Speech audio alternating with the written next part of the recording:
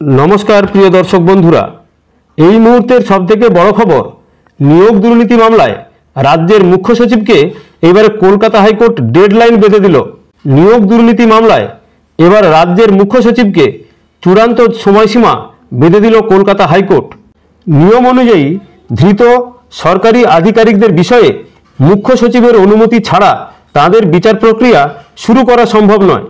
এ ব্যাপারে রাজ্যের গড়িমসিতে বিচার প্রক্রিয়া অযথা দেরি হচ্ছে বলে আগেই অভিযোগ করেছিল সিবিআই এর আইনজীবী। এবার ওই মামলায় রাজ্যের মুখ্য সচিব বিপি গোপালিকাকে ডেডলাইন বেঁধে দিল আদালত।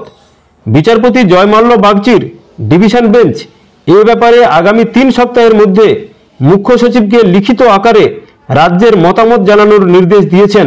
নিয়োগ মামলায় রাজ্যের প্রাক্তন শিক্ষামন্ত্রী পার্থ চট্টোপাধ্যায় সহ শিক্ষা দপ্তরের প্রাক্তন একাধিক পদস্থ কর্তা জেলে রয়েছেন। এ ব্যাপারে গত শুনানিতে অভিযুক্ত সরকারি কর্মীদের গ্রেপ্তারির বিষয়ে রাজ্যের মুখ্য সচিবের বক্তব্য জানতে চেয়েছিল বিচারপতি জয়মাল্য বাগচির ডিভিশন বেঞ্চ। প্রসঙ্গত, ভোটের কারণে এর আগে এ বিষয়ে উত্তর দিতে পারেননি বলে আদালতকে জানিয়েছিলেন মুখ্য সচিব। এদিন মামলার শুনানিতে বিচারপতি বলেন, 7ই মে থেকে অনেক দিন চলে গেছে, এবার নির্দিষ্ট সময়ের মধ্যে উত্তর না এলে আর কোনো অজুহাত কিন্তু শোনা হবে না। একই সঙ্গে আদালত জানিয়েছে মুখ্য সচিবের অনুমোদনের জন্য ধৃত সরকারি কর্মীদের জামিন মামলা আটকে থাকবে না। ধৃতদের আইনজীবীরা চাইলে জামিন মামলা শুরু করতে পারেন। আগামী 11ই জুলাই থেকে শুরু হবে জামিন মামলার শুনানি।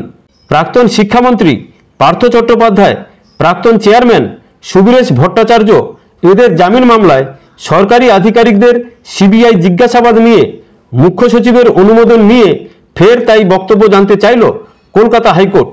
বুধবারের শুনানির সময়ে সিবিআই এর আইনজীবী ধীরজ ত্রিবেদী বলেন, রাজ্যপাল ইতিমধ্যেই অনুমোদন দিয়েছেন, মুখ্য সচিবের উত্তর পাওয়া যাচ্ছে না।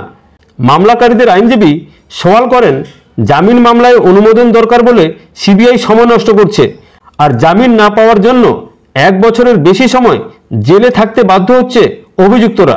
বিচারপতি অরিজিৎ বন্দ্যোপাধ্যায় বলেন, 7ই মে উত্তর চাওয়া হয়েছিল, আর এখন জুলাই মাস, এখনো উত্তর মেলেনি। আমরা দ্রুত উত্তর চাই ওর কাছে, এরপর কিন্তু আর কোনো অজুহাত শুনবো না।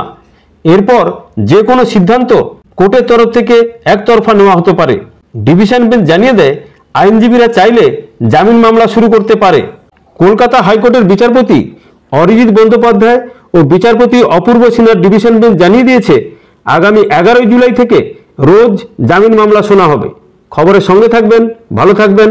ভালো লাগলে চ্যানেলটিকে লাইক, সাবস্ক্রাইব, কমেন্ট করবেন। ধন্যবাদ, নমস্কার।